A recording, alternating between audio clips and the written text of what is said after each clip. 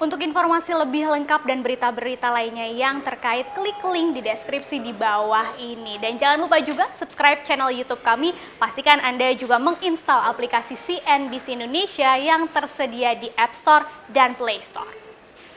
Saham Bank Rakyat Indonesia atau BBRI sejak awal bulan November ini, kalau kita lihat hingga pekan kemarin sudah melesat sekitar 20%. Bahkan sempat menyentuh level tertingginya dalam 6 bulan terakhir, yaitu di harga Rp4.190 per saham. Selamat ya buat Anda para pemegang saham BBRI sudah cuan besar. Nah, artinya nih tinggal sedikit lagi bisa menyentuh level di awal tahun sebelum pandemi merebak di tanah air. Dan ternyata selain karena memang ada sentimen positif secara global dari perkembangan vaksin COVID-19, kemudian juga pemilu Amerika Serikat yang memenangkan Joe Biden, investor sepertinya juga sudah mengendus nih. Ada rencana aksi korporasi yang akan dilakukan oleh BRI. Meskipun belum jelas apa aksi korporasinya, tapi setelah ditelusuri sepertinya BRI diprediksi akan bersinergi dengan BUMN lainnya, yaitu Pegadaian dan Permodalan Nasional Madani atau PNM di sektor usaha mikro kecil menengah atau UMKM. Nah, bagaimana sih awal kabar ini mencuat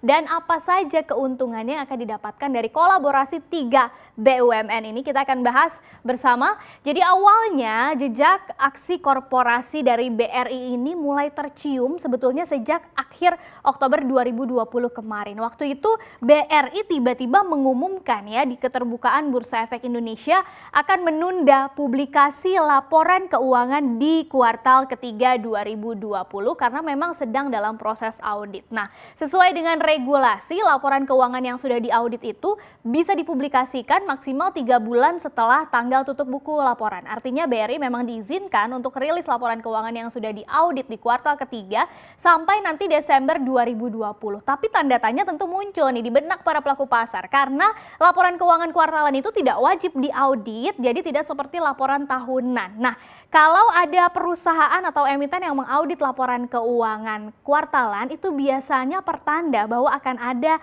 aksi korporasi besar-besaran, ada rencana besar gitu ya. Tapi waktu itu belum diketahui nih apakah audit laporan keuangan BRI itu memang berkaitan dengan aksi korporasi tertentu. Begitu kita telusuri tim riset CNBC Indonesia ke beberapa waktu sebelumnya, ternyata Menteri BUMN Erick Thohir memang sempat menyinggung ada rencana pengembangan BRI ke depannya. Waktu itu Pak Erick ini menjadi pembicara dalam CNBC Indonesia Economic Outlook pada Februari 2020 lalu. Jadi di awal tahun ya. Nah, menurutnya BRI ini memiliki jangkauan yang luar biasa untuk fokus ke kredit usaha rakyat dibandingkan dengan bank plat merah lainnya seperti BNI atau Bank Mandiri. Dan waktu itu Pak Erick bilang bahwa pihaknya itu sudah rapat dengan BRI dan ingin memastikan Kementerian BUMN ini memastikan bahwa di bulan Juni harusnya ada sinergi yang luar biasa antara BRI dengan Pegadaian dan PMN ya. Jadi jelas tidak ada lagi overlapping kebijakan kata Pak Erick dan target marketnya juga jelas. Nah, nanti kalau betul-betul terjadi, Pak Erick bahkan menyebut bahwa ini akan menjadi bank luar biasa Bank BRI ini dan malah waktu itu sedikit bercanda gitu ya. Disuruh beli cepat-cepat beli sahamnya katanya, tapi ternyata itu bukan bercanda, serius ternyata ya. Dan akhirnya pihak BRI pun memberikan penjelasan saat konferensi pers paparan kinerja. Direktur Keuangan BRI saat itu Heru Kusmahargio mengatakan bahwa audit laporan keuangan di September kemarin itu adalah hal yang biasa dilakukan BRI sebenarnya, tapi memang dibenarkan katanya betul dalam rangka corporate action atau aksi korporasi dan nanti pada saatnya akan di-share oleh pihak BRI. Tapi memang belum dibeberkan secara jelas apa sih aksi korporasinya. Hanya saja kalau ditanya kemana arahnya, nah BRI menyebut bahwa memang betul untuk pengembangan UMKM. Nah, kalau benar nih BRI, Pegadaian, dan PNM ini akan berkolaborasi, apa sih kira-kira keuntungannya bagi ketiganya? Kita akan lihat bersama berdasarkan laporan keuangan BRI sampai September 2020 kemarin atau 9 bulan, total aset BRI ini sudah mencapai 1.447,85 triliun rupiah atau naik sampai 10,9% secara tahunan atau year on year. atau dibandingkan dengan periode yang sama tahun lalu. Dan ini membuat BRI menjadi bank dengan aset terjumbo di tanah air. Selain itu, BRI juga berhasil mencatatkan laba bersih sebesar 14,12 triliun rupiah. Nah, dari sisi kredit nih, BRI selama 9 bulan itu sudah menyalurkan kredit hingga 935,5 triliun rupiah, 35 triliun rupiah sampai September kemarin. Dan seperti diketahui, BRI ini kan memang raksasa bisnis dalam UMKM, jadi fokusnya memang ke UMKM, sehingga kalau ditelusuri sebesar 80,65% dari total kredit yang sudah disalurkan oleh BRI ini memang disalurkan untuk sektor UMKM. Dan BRI dikatakan juga mulai masuk ke segmen ultra mikro dalam 2 bulan terakhir dengan penyaluran kredit mencapai 5,5 triliun rupiah, ini hanya dalam 2 bulan terakhir untuk nasabah sebanyak lebih dari 700.000 nasabah. Bahkan kedepannya BRI menargetkan juga nih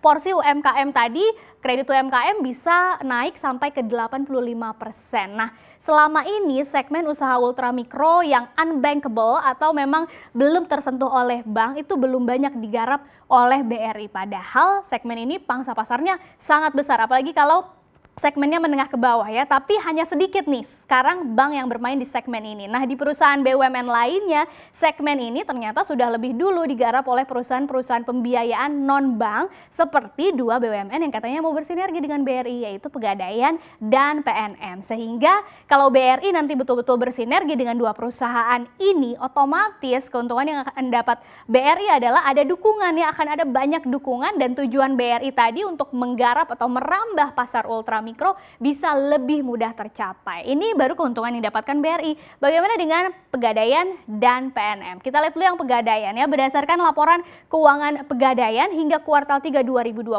aset Pegadaian ini sudah mencapai 70,8 triliun rupiah dan Pegadaian berhasil mencetak laba bersih senilai 1,78 triliun rupiah. Selama ini Pegadaian mengumpulkan dana melalui penerbitan surat utang ya atau obligasi, atau bisa juga melalui pinjaman kepada bank. Nah, kalau kita lihat datanya sampai September kemarin, total obligasi Pegadaian yang masih berjalan atau belum jatuh tempo ya, atau disebutnya adalah outstanding bonds, itu sampai jatuh tempo di tahun 2025 mencapai 10,8 triliun rupiah. Dan lebih dari setengahnya atau sekitar 5,8 triliun rupiah itu jatuh temponya di tahun 2021 atau tahun depan. Dan jumlah ini juga ternyata terus meningkat dari sebelumnya. Dalam 22 tahun terakhir saja, total obligasi yang sudah jatuh tempo itu sebetulnya hanya 13 triliun rupiah. Ini yang sudah jatuh tempo dalam 22 tahun terakhir. Sementara kita lihat sampai September sudah 10,8 triliun rupiah. Artinya apa? Bahwa pendanaan Pegadaian itu dari tahun ke tahunnya semakin meningkat kebutuhan dananya ya. Nah, dengan berkolaborasi tadi dengan BRI, bank aset terbesar di tanah air, otomatis dong Pegadaian bisa mendapat keuntungan berupa sumber pendanaannya sudah jelas. Hal yang sama juga terjadi nih pada BUMN lainnya, yaitu Permodalan Nasional Madani atau PNM ya. Sepanjang Januari sampai September tahun ini PNM memiliki aset 26,45 triliun rupiah, kemudian laba bersihnya 173,25 miliar rupiah. Nah, seperti Pegadaian, PNM juga mengumpulkan dana dengan menerbitkan surat utang, dan sekarang total outstanding bondnya sampai September itu bahkan lebih besar lagi, ada di angka 12,37 triliun rupiah. Itu juga jatuh temponya sampai tahun 2025. Nah, 4,1 triliun rupiahnya itu akan jatuh tempo nanti di tahun depan 2021 ya. Kebutuhan PNM akan dana segar ini juga terus meningkat dari sebelumnya selama 9 tahun terakhir hanya sekitar 7 triliunan rupiah. Jadi hampir dua kali lipatnya ya. Nah, sinergi dengan BRI tentu akan membuat PNM nggak perlu lagi ribet atau kesusahan mencari sumber dana segar, dan kalaupun mau menerbitkan obligasi misalnya ya atau surat utang, suku bunganya pasti bisa ditekan lagi dengan BRI ya. Nah, terkait dengan sinergi 3 BUMN ini ternyata juga sesuai nih dengan mimpi Presiden Joko Widodo untuk bisa membentuk satu holding atau kesatuan di sektor UMKM ya. Rencana ini sudah disampaikan oleh Jokowi sebetulnya dari Desember 2019 lalu. Di situ Pak Jokowi menyebut bahwa dirinya sudah melihat nih di daerah sudah terbentuk kelompok-kelompok usaha yang akan menjadi klaster. Dan Pak Jokowi katakan juga sudah sampaikan ke Menko Perekonomian Airlangga Hartarto supaya klaster ini dipayungi lagi oleh sebuah holding. Jadi disatukan gitu ya. Nah menurutnya ketika UMKM itu sudah disatukan dalam satu holding BUMN, maka akan terbentuk sebuah korporasi usaha-usaha kecil yang bisa lebih mudah lagi terjangkau oleh marketplace. Jadi kalau memang benar BRI, kemudian Pegadaian dan PNM ini akan berkolaborasi, akan menghasilkan simbiosis mutualisme, dan baik diakuisisi oleh BRI atau dibentuk holding itu bisa kita bayangkan bersama ya bagaimana tadi ketiganya akan bisa menjadi raksasa finansial, bukan hanya dari sisi aset tapi juga jaringan yang terluas sampai produk yang terlengkap yang pernah ada di Indonesia.